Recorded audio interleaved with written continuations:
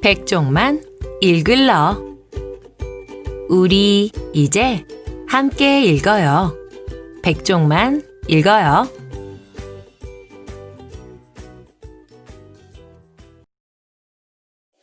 춤추는 고보키와 원더랜드, 무능강 지음, 다산 책방. 프롤로그. 고보키는 이해할 수 없다. 대한민국은 가벼운 흥분으로 들떠 있었다. 많은 것이 달라졌다. 전쟁을 겪고 휘청이던 지독하게 가난한 나라는 없었다. 동그란 굴렁쇠가 운동장을 가로지르는 모습을 바라보며 사람들은 동시에 숨을 삼켰다. 꿈, 희망, 미래와 같은 관념이 공중으로 떠올랐다. 그날의 공기는 낙관으로 가득했다. 달라질 것이다. 그렇게 믿었다. 도시 미관을 위해 희생된 철거민, 생존조차 보장되지 않은 노동자, 기득권을 지키려는 공권력. 그 부당함을 모두 우리 손으로 바꿀 수 있다고. 그해 여름, 고보키는 수업 거부를 외치는 선배들을 이해할 수 없었다. 비싼 학비를 내놓고 왜 수업을 거부한단 말인가. 하루도 학생의 책무에 소홀하면 안 된다는 게 그녀의 생각이었다. 전교생이 학교를 이탈하기로 결의한 날에도 혼자서 꿋꿋이 강의실을 지켰다. 다음 날, 얼굴이 새카만 무리가 고보키를 도서관 뒤편으로 불러냈다. 가두시위 선봉에서 지휘하는 선배들이었다. 너만 잘 살면 그만이냐? 혼자만 잘 살겠다는 생각은 없었다. 단지 수업에 출석하는 것이 더 옳다고 생각했기 때문에 그렇게 한 것이다. 그들은 고보키를 애워싸고 비난을 쏟아냈다. 겁쟁이. 누군가 내뱉은 말이었다. 고보키의 한쪽 눈썹이 올라갔다. 동시에 주먹을 꽉 쥔 오른손이 허공을 갈랐다. 버럭 소리를 지르는 고보키의 행동에 당황한 선배들은 웅성대다가 앞으론 조심하길 바란다 는 말을 남긴 채 도망치듯 사라졌다. 한심한 놈들. 고보키는 고개를 저었다. 그리고 다짐했다. 사과 받고야 말겠다고. 고보키는 그들의 행적을 쫓았다. 서클룸이나 도서관, 농구장은 물론이고 화장실 앞에서 기다리는 일도 불사했다. 격렬한 투쟁 끝에 모두에게서 미안하다는 말을 받아낼 수 있었다. 이 일화는 대학 전체에 퍼졌다. 학관을 지날 때면 제가 걔야, 영문과 고보키 하는 말이 심심치 않게 들렸다. 그 중에도 유독 거슬리는 한 남자가 있었다. 도서관에서 봤던 선배 무리 중 한 명이었다. 쭈뼛쭈뼛 다가와 고개를 숙이는 모습이 진심처럼 느껴져 용서해줬더니 거기서 끝내지 않고 계속해서 주위를 맴돌았다. 왜 친한 척하는 겁니까? 그는 억울하다는 표정을 지었다. 몰아붙일 생각은 없었다고. 여럿이서 한 명을 두고 소리치는 것이 비겁하다는 생각에 수습을 위해 자리에 있었다는 것이다. 변명은 치졸한 겁니다. 고보키의 말에 남자의 두 눈이 반짝 빛났다. 본능적으로 느낄 수 있었다. 이 자식, 이상한 놈임이 틀림없다. 남자의 이름은 장영수. 키가 크고 어깨가 반듯한 청년이었다. 웃을 때면 눈가에 서글서글한 주름이 잡혔다. 어쩌다 캠퍼스에서 마주치면 발랄하게 뛰어와 안부를 물었다. 프리지어 꽃다발을 안겨주며 수줍어했다. 유익종의 노래가 담긴 카세트 테이프와 두툼한 편지 봉투를 사물함에 넣어놓기도 했다. 빳빳한 편지지에는 백석의 시가 정돈된 필체로 적혀 있었다. 성질을 내면 몸을 숨기고 있다가 궁금해질 때쯤이면 나타나 배시시 웃었다. 하도 성가시게 굴기에 점심을 함께 먹어줬다. 빵집에 앉아 얘기를 나눴다. 늦여름에 유원지에 놀러가기도 했다. 손을 잡았고 포옹을 했고 결혼에 이르렀다. 도저히 이해할 수 없는 일이라고 고보키는 회상한다. 1부. 잘못 오셨습니다. 1. 지금 고보키는 남쪽 나라에 있다. 태평양과 인도양이 만나는 적도 부근의 이 나라는 연중무휴, 후끈후끈한 열대기후를 자랑한다. 인생이란 도무지 예측할 수 없는 것이라 그녀 자신도 이런 곳에서 살게 되리라 예상하지 못했다.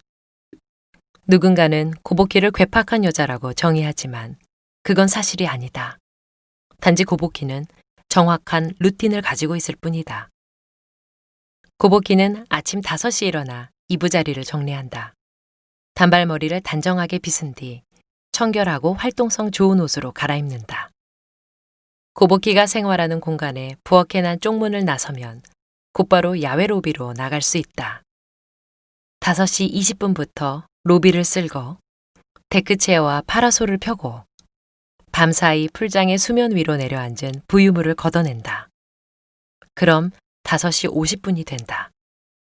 5분 동안 오늘의 손님 명단을 머릿속에 정리하고 스스로 만든 5분 스트레칭을 한 뒤 정확하게 6시에 대문을 여는 것이 하루의 시작이다. 원더랜드의 대문을 열고 닫는 시간은 오전 6시부터 밤 12시까지. 체크인은 정확하게 오후 2시 이후. 체크아웃은 오후 12시 이전. 원더랜드의 투숙객은 모두 이 시간을 준수해야 한다. 예외는 없다. 여행 왔는데 통금이 무슨 경우냐고요. 항변하는 손님도 있었다. 늦은 밤까지 흥청망청 노는 것은 개인의 자유다. 그러나 새벽까지 대문을 계속 열어두게 되면 그만큼의 인력을 더 써야 한다. 로비와 정원의 불빛도 밝혀놓아야 한다. 아무렇게나 인생을 살아가는 족속 때문에 새벽에 일할 직원을 쓴다는 건 시간 낭비, 돈 낭비, 에너지 낭비다. 다른 투숙객에게 피해를 주는 행동도 용납할 수 없다. 특히 술. 고보키는 취할 때까지 술을 마시는 사람을 신뢰하지 않는다. 그건 고보키가 싫어하는 행동 중 하나다. 멀쩡한 정신으로 살아가기도 모자란 세상이다. 언젠가 한 손님이 잔뜩 취해서 왔다. 새벽까지 난리법석을 떨다가 겨우 잠이 들었다. 그러곤 다음날 아침 민망한 얼굴로 물어왔다. 저 실수한 거 없었죠? 있었습니다. 고보키는 손가락을 접어가며 어젯밤의 실수를 열거했다. 객실의 문을 두드리며 손님들의 잠을 깨운 것. 야자수 잎을 뜯어 부채로 사용한 것.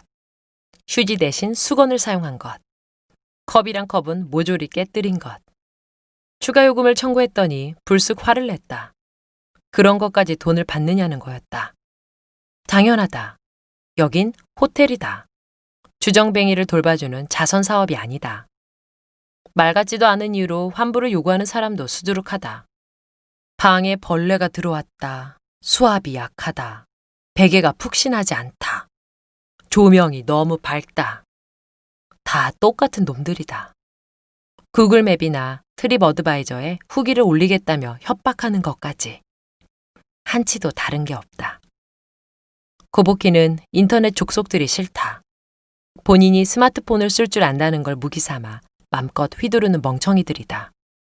절대로. 부르퉁한 얼굴로 환불을 요구하는 손님에게 얼굴을 바짝 가져다 대고 소리쳤다. 불가능합니다. 고보키의 강경한 태도에 손님들은 입을 다물고 돌아섰다. 말이 통하지 않는 상대라는 걸 본능적으로 느끼는 것이다. 인터넷 예약 사이트에서 원더랜드의 별점이 낮은 건 당연한 일이었다.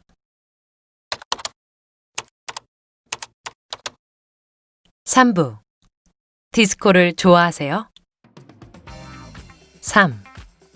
바야흐로 나이트클럽의 전성시대였다. 대형 호텔에서 운영하는 나이트클럽은 고급화 전략을 내세우며 거대하게 몸집을 불려나갔다. 낯선 감각을 중요시하는 청춘은 록카페에서 트렌디한 문화를 만들어갔다. 이런 분위기에서 대학생 장영수는 유행에 뒤떨어진다는 평가를 받았다. 그가 진짜 좋아하는 건 따로 있었으니. 디스코. 역시 디스코다. 장영수는 디스코에 미쳐 있었다. 당시 디스코는 단순하고 대중적인 멜로디 라인 때문에 한물간 취급을 받는 장르였다. 뭘 모르는 놈들의 헛소리다. 디스코만큼이나 세대를 아우르는 음악은 없다. 무엇보다 디스코는 춤추기 좋은 최고의 음악이다. 빠르고 경쾌한 리듬에 맞춰 리드미컬하게 몸을 움직이다 보면 스스로가 살아있음을 강렬하게 느낄 수 있었다. 장영수는 역사의 뒤안길로 저물어가는 디스코텍의 매출을 올리기 위해 노력하는 눈물겨운 한 남자였다. 장영수가 가슴에 품은 남자는 존 트라볼타. 영화 토요일 밤의 열기를 몇 번이고 반복 재생하면서 그의 잘생긴 얼굴과 매끈한 몸매를 감상했다. 무엇보다 압권은 영화의 중반부, 존 트라볼타의 환상적 동무, 뇌수를 파고드는 비트와 화려한 조명, 신들린 춤사위는 장영수의 심장을 뛰게 하기에 충분했다. 대학생이 되면 꼭 저렇게 화려한 셔츠와 나팔바지를 입겠다. 매일 밤 춤을 추겠다. 학생 장영수는 그렇게 다짐하며 책상 앞에 앉았다. 그러니까 그가 꾸준히 상위권 성적을 유지했던 것에는 존 트라볼타의 멋짐도 한몫했던 거다. 토요일 밤이면 장영수는 고보키를 끌고 디스코텍에 갔다. 당시 강남에서 장영수는 유명 인사였다. 입장과 동시에 아른 체하고 댄스 플로어로 끌고 가려는 친구들로 넘쳐났다. 도나 서머의 목소리가 울려 퍼지면 플로어의 사람들은 같은 리듬에서 같은 박자로 몸을 움직였다. 발을 휘두르면 다리가 따라간다. 하나, 둘, 뺨. 하나, 둘, 뺨. 규칙적인 리듬과 이따금 튀어나오는 당김음에 의식을 맡기는 것. 그게 춤이다. 현란하게 움직이는 장영수의 표정은 어느 때보다 환하게 빛났다. 장영수가 플로어에서 신나게 나대고 있을 때 고보키는 테이블을 지켰다. 고개를 까딱이거나 발장단을 치는 일 따위는 하지 않았다. 단지 앉아있을 뿐이었다. 고보키를 잘 모르는 누군가는 뭐 하세요? 얼른 나가서 놀아요. 하고 팔을 붙잡는다면 그 즉시 싸늘한 눈빛을 견뎌내야 했다. 되게 꼿꼿하네. 영수 애인. 저게 매력이야. 장영수는 고보키를 자랑스러워했다. 그녀의 사랑스러움을 자기만 알고 있지 않겠다는 것처럼 굴었다. 디스코텍에서 볼 수 있는 풍경이 있다. 여럿이서 원을 그리고 춤을 추다가 분위기가 무르익으면 가운데로 한 명을 밀어넣는 것이다. 얼떨결에 춤판의 중심으로 들어간 사람은 거기서 뭐라도 해야지만 빠져나올 수 있었다. 원 밖의 사람들은 그가 민망하지 않도록 열렬한 호응을 해주었다. 그럼 몸치도 용기를 얻고 손가락으로 천장을 찔러대거나 엉덩이를 실룩셀룩 흔들었다. 음악이 절정을 향해 달려가면 어김없이 장영수는 고보키를 붙잡아 등을 밀었다. 힘에 떠밀려 고보키는 원 안으로 한 발짝 들어섰다. 사람들이 손뼉을 치고 휘파람을 불었다. 고보키! 고보키! 무표정한 얼굴로 춤판에 끼어든 고보키는 절로 어깨를 들썩이게 되는 음악과 조명, 열띤 호응에도 손끝 하나 움직이지 않았다. 사람들은 서로 눈치만 보다가 새로운 희생양을 만들었다. 다음으로 지목된 사람은 처진 분위기를 끌어올리기 위해 갖은 노력을 다해야 했다. 목석같이 빳빳한 고보키를 놀려대며 핫핫 웃을 수 있는 유일한 사람은 장영수뿐이었다. 언제까지 이럴 겁니까? 고보키가 춤출 때까지요. 디스코텍에서의 살벌한 핑퐁은 계속됐다. 직원은 그들을 두고 내기를 걸기도 했다. 장영수가 이길 것이냐, 고보키가 이길 것이냐. 항상 고보키가 이긴다 쪽이 압도적으로 많았기 때문에 내기는 번번이 무산됐다. 아침이 밝아오면 춤은 끝난다. 사람들은 무거운 발걸음을 이끌고 현실로 돌아가야 한다. 뜨거운 토요일 밤은 서서히 저물어 갔다. 그들의 아지트는 예전만큼 들뜬 분위기가 아니었다. 함께 춤추던 친구들도 하나둘 사라졌다. 고보키와 장영수는 졸업했고 서울을 떠나기로 마음먹었다. 4.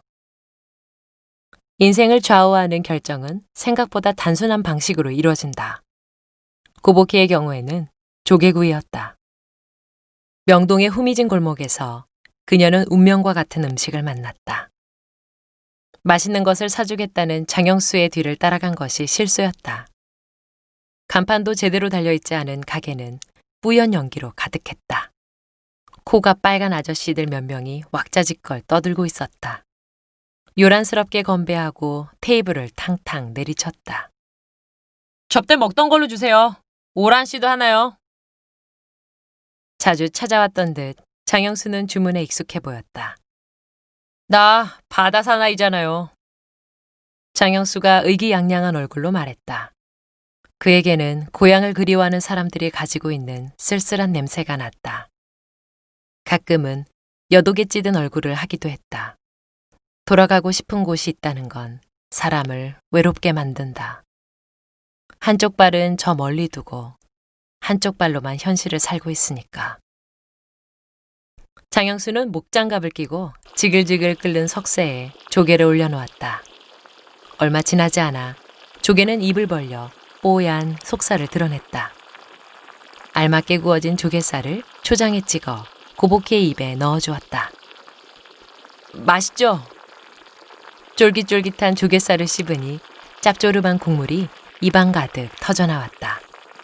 매콤달콤한 초장과 어우러지는 완벽한 맛의 하모니였다. 장영수 말이 맞았다. 식감도 맛도 다 달랐다. 정신을 차려보니 테이블엔 조개 껍데기만 나뒹굴고 있었다. 가지고 나올 때는 양이 상당해 보였는데 막상 먹을 것은 별로 없었다. 더 먹고 싶어요? 고복희가 얼른 고개를 끄덕였다. 그치만 너무 비싸요. 장영수가 어깨를 으쓱해 보였다. 어쩌란 말인가? 그럼 더 먹겠냐고 물어보지나 말지. 고복희는 풀죽은 표정으로 입맛만 쩝쩝 다셨다. 군산에 살면 조개구이를 배 터지게 먹을 수 있어요.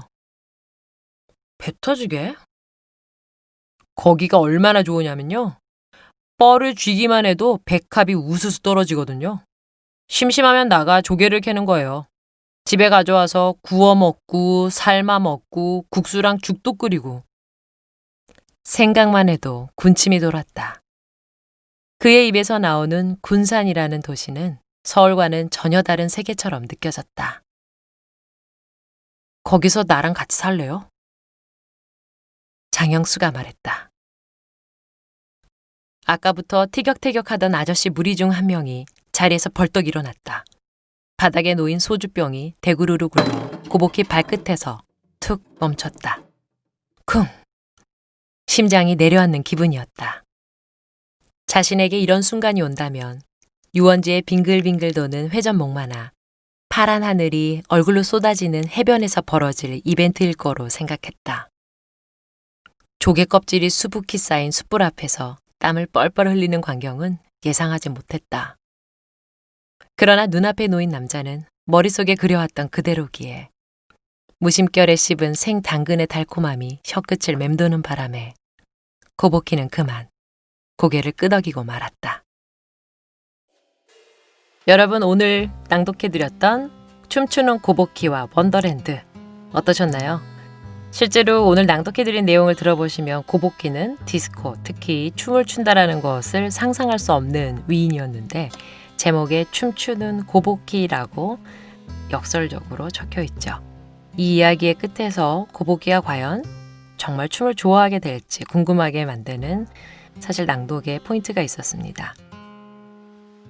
이 책의 작가인 문은강 작가는요, 2017년도 서울신문 신춘문예에서 단편소설 벨러스트가 당선이 되면서 작품 활동을 시작한 분입니다. 그리고 작가는 문단의 기대를 한몸에 받고 있는 신예 작가이기도 한데요. 작가는 소설 쓰기에 집중하고자 하던 일을 그만두고 2019년도 1월에 푸놈펜으로 떠났습니다. 마지막 장을 덮으며 꽤 재밌었어 하고 말할 수 있는 소설을 쓰기 위해서 열대의 빛이 쏟아지는 책상에 앉아서 무려 8시간의 시간을 매일매일 들이면서 이 소설을 썼다고 합니다. 특히 저희가 이번 낭독을 통해서 저도 이 작가에 대해서 좀 더 알아봤는데요. 이 신춘문예 심사위원으로 참석했었던 성석재 작가는 이 문흥강 작가의 소설에 대해서 높은 밀도의 이야기를 차분한 문장으로 풀어내는 방식이 신뢰를 안겨준다. 우리가 살아가는 이 시대, 양극화, 불평등과 사회 시스템의 잘못으로 고통받는 사람들에 관한 이야기를 독자로 하여금 스스로 느끼게 하는 페이소스가 있다고 평했습니다. 이번 그 첫 번째 소설이었던 춤추는 고보키와 원더랜드에서도 역시 순간적으로 튀어나오는 삶의 유머와 페이소스가 문흥강 작가만의 점착력 있는 에너지를 만들어냈다. 이렇게 평가를 하고 있습니다. 신예 작가임에도 불구하고 사실은 우리나라의 근대 사회의 발전의 모습을 굉장히 많이 담고 있는 소설이거든요.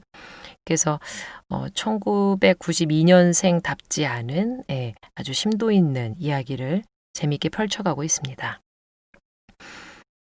춤추는 고보키와 원더랜드에서의 주인공이었던 고보키는 굉장히 고지식한 캐릭터로 보이죠. 그래서 오베라는 남자의 오베와 이렇게 비교가 되면서 이 그 출판사에서도 마케팅 캐치프레이즈로 오베라는 남자의 여자 버전으로도 이렇게 소개를 하고 있었습니다.